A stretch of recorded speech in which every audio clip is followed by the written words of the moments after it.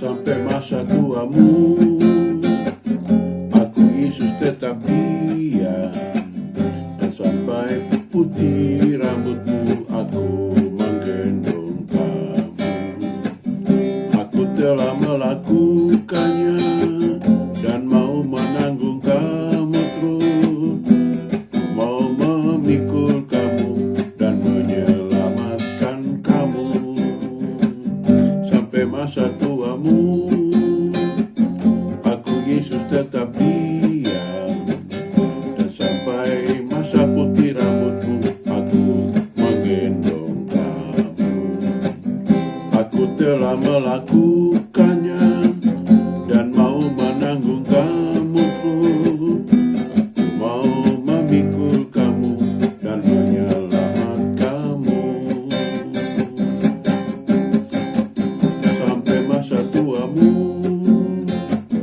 aku Yesus tetap diam. Dan sampai masa putih rambutmu, aku menggendong kamu. Aku telah melakukannya dan mau menanggung kamu terus. Aku mau memikul kamu dan menyelamatkan kamu. Aku mau memikul kamu dan menyelamatkan kamu.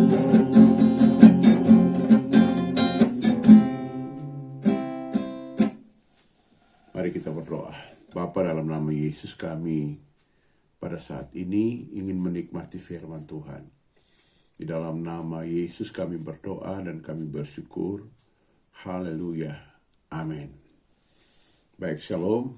Bapak Ibu kekasih Tuhan, kita pada kesempatan ini akan merenungkan firman Tuhan yang akan dibacakan di dalam Titus pasal 2. Titus pasal 2 ayat yang ke-1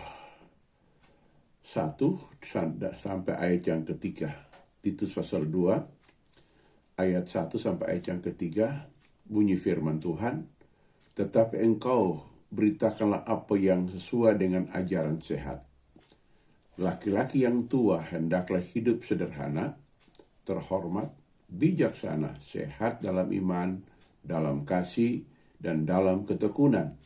Demikian juga perempuan-perempuan yang tua, hendaklah mereka hidup sebagai orang-orang beribadah, jangan memfitnah, jangan menjadi hamba anggur, tetapi cakap mengajar hal-hal yang baik. Puji Tuhan, demikian pembacaan Alkitab untuk kita di hari ini, saudaraku. Nah, tema yang akan saya sampaikan di sini adalah sukacita di hari tua. Ya, ada lagu yang sangat saya suka juga dan sangat menyentuh hati. Siapa bilang lansia tidak berguna? Ya, saudaraku. Nah, hal-hal ini membuat orang kadang-kadang tidak menerima keberadaan sebagai seorang yang disebut lansia atau lanjut usia. Nah, dari sini kita akan melihat, saya ingin membacakan dan membagikan beberapa tip rahasia untuk kita, ya, di mana kita akan dibekali, diberkati dengan hikmat Alkitab tentang sukacita di hari tua, saudaraku, ya, di hari tua. Nah, ini. Jadi, pertama kita mesti melihat, ya, mengapa kita harus bersukacita di hari tua. Alkitab mengajarkan bahwa kita harus menerima, bersyukur bahwa kita sudah mencapai usia lanjut. Banyak orang gak sampai itu. Banyak orang masih muda udah meninggal, pertengahan usia, banyak penyakitan, saudara. Tapi kita harus mencapai usia 60 ke atas, katakanlah. Itu kita bersukacita bahwa Tuhan itu berjanji bahwa kita menerima upah kebenaran di dalam ketaatan kepada Tuhan. Di dalam Ulangan pasal 5 ayat yang ke-33 berkata nih, dengan segenap jalan yang kuperintahkan kepadamu oleh Tuhan Allahmu, haruslah kamu jalani supaya kamu hidup dan baik keadaanmu serta lanjut umurmu di negeri yang akan diduduki kamu. Nah, jadi mengapa kita mencapai umur, ya, disebutkan bahwa itu upah sebuah kebenaran, sebuah ketaatan. Orang taat kepada firman, dia pasti umurnya panjang. Satu ayat lagi di Mazmur pasal 91 ayat 16, dengan panjang umur akan kukenyangkan dia. Itu menggambarkan bahwa tidak sembarangan orang mencapai usia lanjut, saudaraku. Walaupun ada banyak yang usianya lanjut, ya, tetapi kita lihat bahwa itu janji Tuhan, perlu kita syukuri, saudara, ya, perlu kita syukuri, ya, perlu kita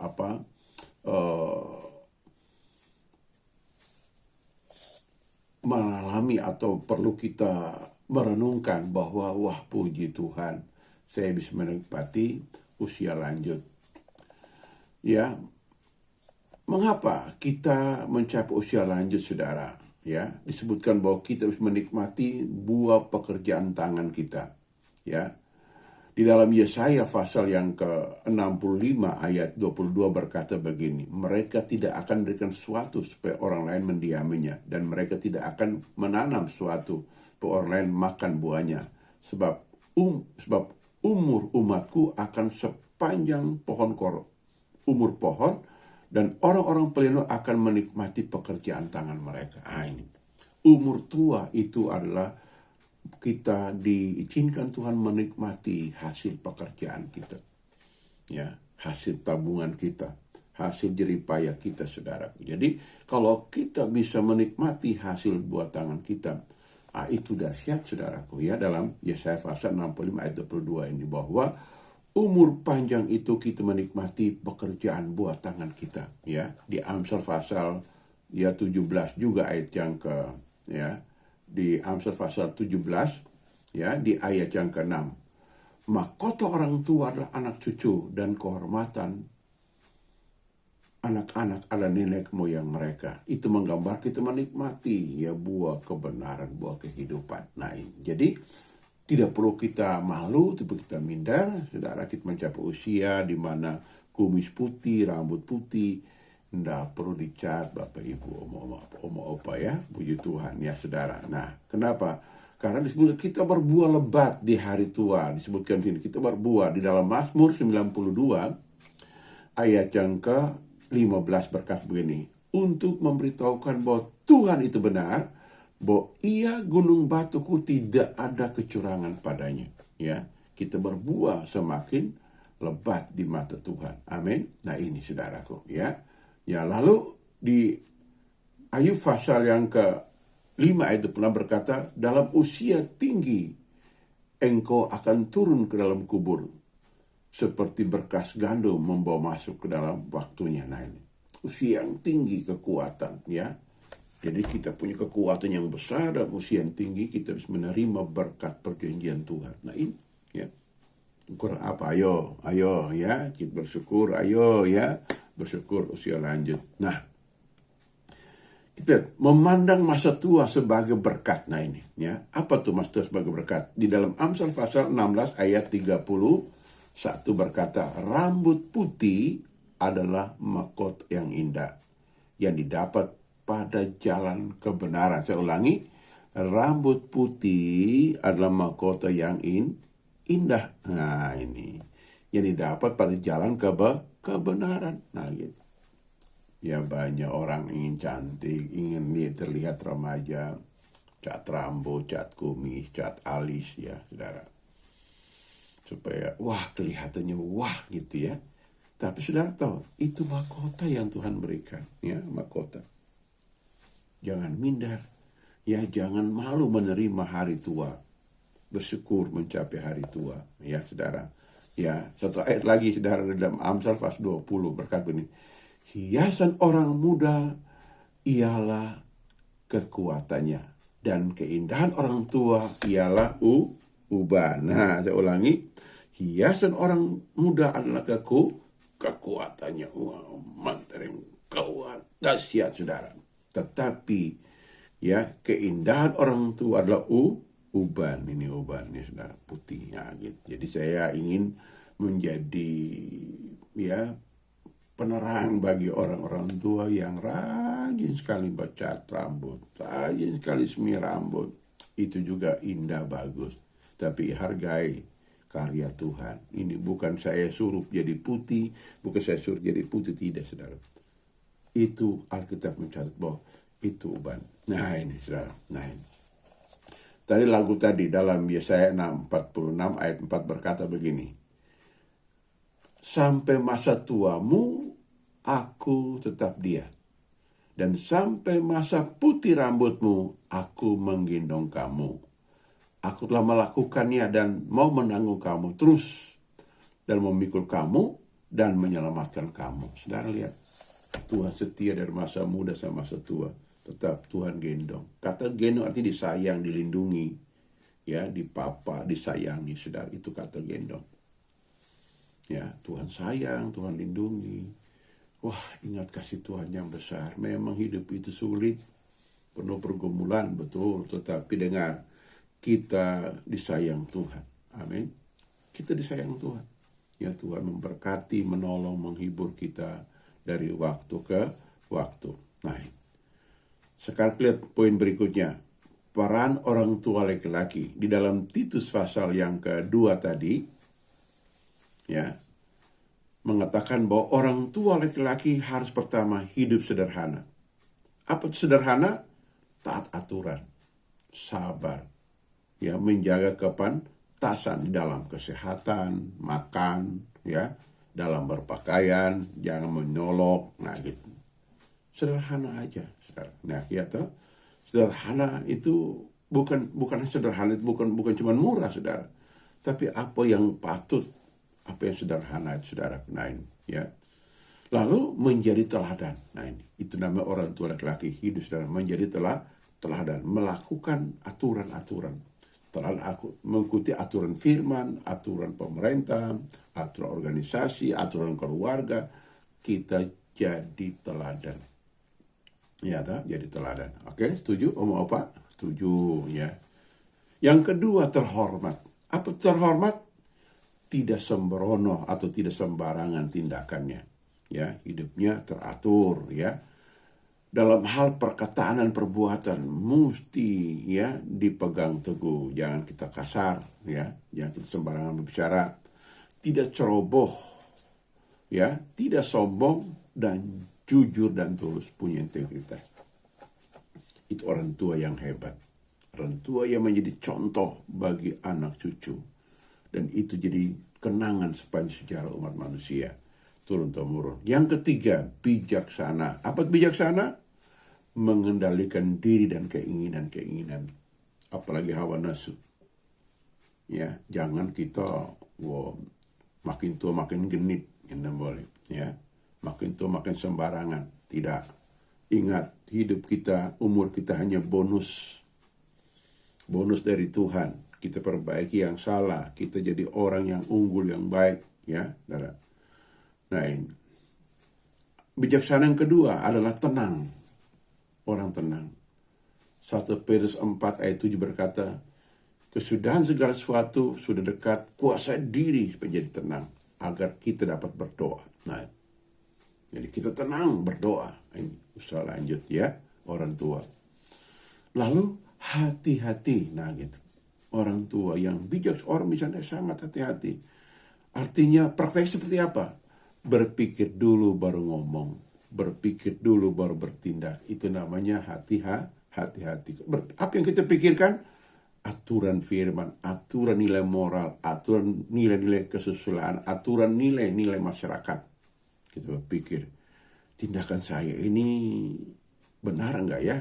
Sesuai enggak ya? Sudah firman Tuhan gitu, ya. Apa? Ya. Lalu yang keempat dalam bijaksana adalah menjaga kepantasan. Pantas enggak ya? Saya seperti ini. Nah gitu. Ya, pantas enggak saya berpakaian di tempat ini, di acara ini. Nah gitu. Kita kan menilai. Ya, pantas enggak saya pakai pakaian ini di kebun, pantas enggak pakaian di pesta, pantas enggak pakaian di acara pemerintahan, acara kenegaraan. Nah ini suatu kepantasan yang perlu kita Perhatikan bagus-bagus. Lalu yang keempat, sehat dalam iman. Apa sehat dalam iman? Mengerti dan berpegang pada kebenaran firman. Itu orang sehat dalam iman. Mengerti betul ya ayat firman, ya gitu ya. Lalu tidak bergabung dengan kelompok pencemooh apalagi perusak. Tidak. Jangan ikut ramai. Walaupun teman sejati, kalau dia perusak, lebih baik kita menghindar. Iya kan? Betul ya? Lebih baik menghindar. Ya, lalu tidak dikendalikan atau mengandalkan dongeng-dongeng, ya toh, dongeng macam-macam. Umpamanya malam-malam gak beli garam, malam-malam gak beli jarum, orang mati sepatunya kiri dan kanan dibalik-balikin. Itu kan dongeng, gak perlu kita ikuti cara. Ikuti apa aturan Alkitab. Alkitab sudah baku, sudah kanon, sudah betul. Ikuti aja apa yang dikatakan oleh firman Tuhan. Nah gitu ya. Nah ini. Yang kelima, dalam kasih. Nah ini. Kasih itu apa? Murah hati, penuh belas kasihan, tidak pura-pura, tidak menyimpulkan orang lain, sabar. Jadi buah-buah kasih ini dalam 1 Korintus 13 ayat 1 sampai 8. Tidak sabar, tidak menyimpulkan orang lain, ya, tidak melakukan hal yang tidak senonoh, nah gitu. Tidak mementingkan diri sendiri, itu kasih, ya. Ini. Lalu yang keenam dalam hal pria adalah dalam hal ketekunan. Jangan rewel kalau ada masalah, jangan marah-marah, emosional, temperamental, salahkan ini, salahkan sana, ya, sana sini bikin salah. Jangan, ya. Oke, ya. Sering ngeluh, mudah marah-marah, jangan, ya. Tapi tekun mencari Tuhan dan tekun beribadah, tekun berbuat baik sehingga menjadi contoh bagi banyak orang, terutama anggota-anggota keluarga kita yang melihat tingkah laku kita. Bagian yang kedua adalah peranan orang tua perempuan. Nah ini. Pertama, hendaklah orang tua perempuan itu mereka hidup sebagai orang yang beribadah. Apa tuh orang beribadah? Orang yang saleh dalam tutur kata dalam kehidupan mereka. Murah hati itu orang beribadah. Ya. Lalu menghormati, mencintai dan tunduk kepada suami seperti dalam 1 Petrus 3 ya di ayat yang ke-5, 6 berkata bahwa Sarah tunduk kepada Abraham dan memanggil Abraham Tuan. Nah gitu. Coba Oma panggil Opa Tuan, minum kopi dong. Tuan ini bajunya sudah setrikaan. Tuan ini boleh istirahat. Tuan capek ya. Mari saya pijiti. Nah gitu ya. Dikasih disayang-sayang di hari Tuhan. Ya toh. Nah gitu. Lalu berikutnya tidak memfitnah. Nah ini yang ibu perempuan ini. Ayat firman Tuhan yang saya sampaikan dalam 1 Timotius pasal 2 tadi, saudara. Ya, mengatakan bahwa tidak boleh memfitnah. Memfitnah artinya menyampaikan berita yang tidak benar, ingin menjatuhkan orang lain, memutarbalikkan fakta dan memfitnah, saudara. Ya, jangan menjadi hamba anggur, mabuk-mabukan. Ya, ada mabuk manusia 3 dimensi, mabuk batin, mabuk jiwa, mabuk tubuh. Mabuk tubuh itu anggur, minuman keras. Ya, mabuk jiwa itu apa? Harta, kedudukan, ya. Nah, ambisius, saudara. Ya, mabuk jiwa, mabuk batin itu apa? Ya, merasa diri paling benar, paling kudus, paling sempurna. Enggak, yang sempurna hanya Tuhan. Kita berusaha dari waktu ke waktu mencapai kesempurnaan yang Tuhan berikan itu. Puji Tuhan, ya. Nah, ini. Jadi, lalu orang tua perempuan jangan menjadi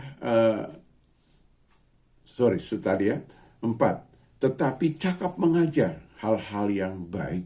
Nah gitu, mengajar hal-hal yang baik kepada anaknya perempuan, kepada keluarganya, cakap mengajar. Puji Tuhan, kalau kita bersyukur punya keluarga seperti ini. Lalu kesimpulannya, 1, bersyukur menikmati janji Tuhan sampai usia lanjut. Hebat. Tuhan dahsyat. Amin. Coba bikin jari begini, taruh begini. Tuhan terima kasih. Coba kali. Tuhan terima kasih. Nah, gitu. Mantap. Opa oma. Iya toh. Yang kedua, jadi teladan bagi anak dan cucu. Teladan, contoh. Yang ketiga, beri nasihat dan doa bantuan kepada mereka. Doakan mereka seperti Ishak mendoakan Yakub, Yakub mendoakan anak cucunya, Abraham mendoakan Ishak. Begitupun kita lakukan hal yang sama kepada anak cucu kita. Kesepuluh yang keempat, selalu dekat dengan Tuhan. Suka ibadah, suka renungkan firman, suka menyembah Tuhan. Kalau ada opa atau main musik, bapak itu main musik, gitar, umpamanya. Ya, saya juga punya ukulele di belakang itu, saya gantung di dinding. Ya, seringkali saya menyanyi muji Tuhan. Oh, indah sekali. Ya, lagu yang indah di hari tua, nikmati. Oh, makasih. Ya, bisa nyanyi umpamanya, besar anugerahmu melimpah kasih-Mu, semakin hari makin bertambah besar anugerahmu. Nah, kita bersyukur kepada Tuhan, dekat dengan Tuhan. Lalu yang kelima dalam kesimpulan, punya penguasaan diri, yaitu puasa makan, jangan sakit darah tinggi, makan lemaknya sampai banyak, gorengannya tiap hari, makan kacang, tambah sakit. Ya, itu karena tidak punya penguasaan diri. Dalam hal apalagi hal tutur kata, jaga perkataan, dalam hal pikir sebentar, ya toh. Lalu yang keenam adalah sederhana dan hidup dalam berperan. Nah, sederhana dan berperan. Ya, peranan apa, tugasnya apa. Jadi contoh, tapi saya puji Tuhan banyak, saya lihat banyak orang tua yang hebat-hebat. Mereka jadi contoh yang baik, saudara. Tapi ada orang tua yang memang belum beruntung, bukan tidak bisa. Saya percaya nggak ada orang itu lahir tuh, ya, langsung pintar. Semua orang bodoh awalnya, tapi belajar pasti pintar. Nah, lalu terakhir selalu bersyukur kepada Tuhan untuk hal ini. Oke, puji Tuhan. Mari kita berdoa. Bapa, dalam nama Yesus kami berdoa memberkati orang tua kami. Berikan kesehatan, berikan kemenangan, beri hikmat, bijaksana, berikan kesabaran, berikan penguasaan diri, sehingga mereka di tengah hari tua tetap melakukan perbuatan besar, perbuatan baik, selalu dekat dengan Tuhan. Menyukuri apa yang terjadi, perubahan fisik, mungkin rambut putih, kumis putih, sudah keriput, tetap bersyukur kepada Tuhan. Tuhan baik, Tuhan mengasihi kami semua. Terpuji nama Tuhan, kami doakan biarlah karuniakan kesehatan, kekuatan kepada orang-orang tua kami. Dalam nama Tuhan Yesus kami berdoa. Haleluya Tuhan. Amin. Nah, demikian firman Tuhan yang saya sampaikan pada kita semua di hari ini. Tuhan memberkati. Saya Pendeta Dr. Chris Hukubun yang ingin jadi berkat bagi kita semua. Demikian. Bye.